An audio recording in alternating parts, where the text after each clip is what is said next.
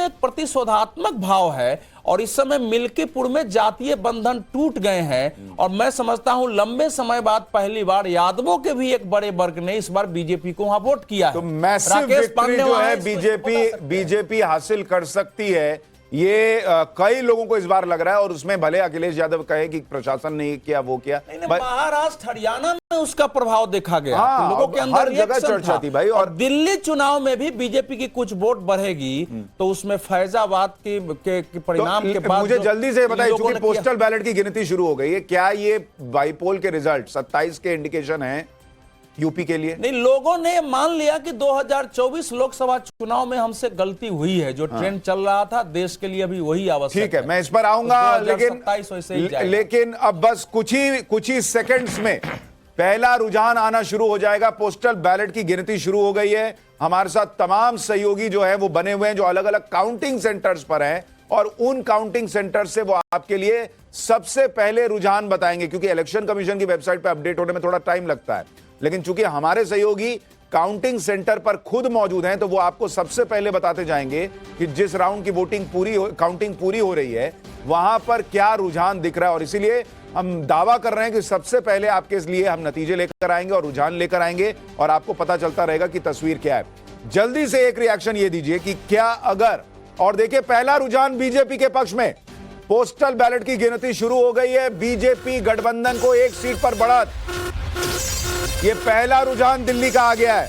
और जो exit polls इशारा कर रहे थे वो होगा या नहीं होगा, ये तो अभी पता लगने में थोड़ा वक्त लगेगा। लेकिन बोहनी जिसको कहते हैं, खाता खुलना, वो सबसे पहले बीजेपी ने खोल लिया है। बीजेपी गठबंधन को एक सीट पर बढ़त दिख रही है। और ये देखिए कांटे की टक्कर, आम आदमी पार्टी के लिए भी एक सीट, 1 और 1। अब बाकी दोनों शून्य पर ही रहने वाले हैं, मोटे तौर पर ये माना जा रहा है। तो ये दो आंकड़े ऊपर ही बढ़ेंगे, ऐसा पब्लिक मानकर चल रही है। लेकिन कांग्रेस 1 या 2 सीट हासिल कर सकती है। कई लोगों को यह भी लगता है तो शायद वो खाता बदले, वो नंबर बदले। लेकिन आम आदमी पार्टी 1 और बीजेपी गठबंधन को 1 सीट पर इस वक्त बढ़त दिख रही है, और 2-2। अब आप समझिए कि ये चुनाव कितना इंटरेस्टिंग रहने वाला है, या ये नतीजे कितने इंटरेस्टिंग रहने वाले हैं। अमूमन जब हम शुरुआत देखते हैं तो उसमें यह दिखता है कि बीजेपी बढ़त ले लेती है पोस्टल बैलेट में, दूसरा आदमी पीछे से आता है और फिर मामला सटता है। वोट का अंतर था विधानसभा चुनाव में। हाँ, तो ये बता रहा है कि देखिए लड़ाई तो बराबरी की हो गई है, थोड़ा आगे पीछे हो सकता है। 15% गैप है बीजेपी विधानसभा में, बीजेपी और आम आदमी पार्टी को लेके। नहीं तो ये हालांकि बहुत इनिशियल ट्रेंड है, लेकिन 2-2 का मतलब पोस्टल बैलेट है कि अगर लड़ाई कांटे की भी 3-2 बोलते 3-2 जी, तो बीजेपी तो लगातार 1998 के बाद एक ही लगातार हार रही है। हाँ। तो इस बार जो भी गेन करेगी, अगर उसका वोटिंग परसेंटेज, सीट सब बढ़ता है, तो उसका भी एक मैसेज होगा। अगर जबरदस्त टक्कर देती है वोट परसेंट, क्या ये क्लोज फाइट के संकेत हैं? हंग असेंबली भी हो सकती है अगर ये इस तरह का ट्रेंड रहा, 3-2, 2-2, 4-4। हाँ, मुझे लगता है कि आम आदमी पार्टी को जितना नीचे दिखाया गया एग्जिट पोल्स में, अधिकतर एग्जिट पोल्स में, उतना बुरा नहीं करेगी। और कांग्रेस का वोट परसेंटेज जिसमें ने कहा डबल होगा, तो मुझे लगता है कांटे की टक्कर हो सकती है आम आदमी पार्टी, कांग्रेस और बीजेपी के खिलाफ। नहीं, लेकिन दिल्ली में 1993 से जो राज्य बना है, एक बार 2013 में केवल फ्रैक्चर मैंडेट आया है। दिल्ली के लोग हमेशा बहुमत देते रहे, इसलिए मुझे हैरत होगी अगर दिल्ली में किसी एक पार्टी को बहुमत नहीं मिलेगी। मेरा मानना है कि एक पार्टी को बहुमत दिल्ली। अच्छा, जल्दी से ये बताइए, अगर ये मामला इतना क्लोज, अगर जैसा अभी शुरुआती रुझान में दिख रहा है बीजेपी 3, आम आदमी पार्टी 2, अगर इतना क्लोज रहा, मान लीजिए 40 के आसपास, देखिए बोलते बोलते बीजेपी 4, आम आदमी पार्टी 3, एकदम कांटे की टक्कर दिख रही है इस वक्त रुझानों में।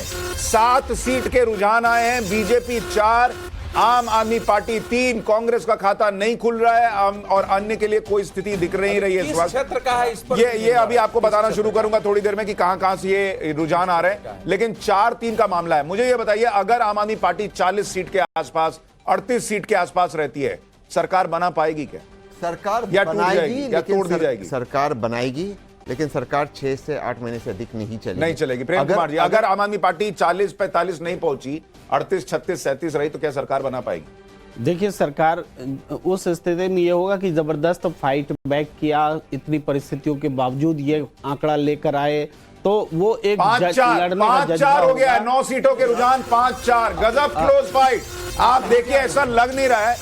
ये अभी अभी जरा मैं टीम से रिक्वेस्ट करूंगा, बताते भी चलिए कि कहां से रुझान आ रहे हैं, तो वो आपको बताते चलेंगे। लेकिन 5-4 का मामला है। अवधेश जी जो कह रहे थे ना, वो दरअसल एक सैद्धांतिक आधार दे रहे हैं। भारतीय जनता पार्टी अगर हारेगी तो सीट बढ़ गया है, तो कैसे बचाव करेंगे, और सैद्धांतिक आधार दे रहे हैं। ये जो बता रहे हैं, सच बात ये है, के बावजूद जो है कर दिया, ये सब देखिए। सच बात ये है कि कांग्रेस और बीजेपी दोनों अपना वोट परसेंट बढ़ गया, सीट बढ़ गया, इस हिसाब से संतुष्ट नहीं। अगर आम आदमी पार्टी 38-39 पे रह गई तो क्या पार्टी टूट जाएगी, विधायक इधर उधर जाएंगे और बीजेपी सरकार बना लेगी? नहीं, जिनके कम आए हैं वो टूटेंगे नहीं। 6 महीने बाद होगा। नहीं, अगर मान लीजिए केजरीवाल हार गए तो होगा भाई कि भाई हमारे लिए ममता बनर्जी भी हार गई तो क्या टूट गई क्या तृणमूल कांग्रेस? देखिए 6-5 हो गया है, 11 सीटों के रुझान। बीजेपी 1 सीट से आगे चल रही है रुझानों में, लेकिन बीजेपी अभी भी आगे है और आम आदमी पार्टी 5 सीट पर आगे चल रही है। इस वक्त ये पता चल रहा है।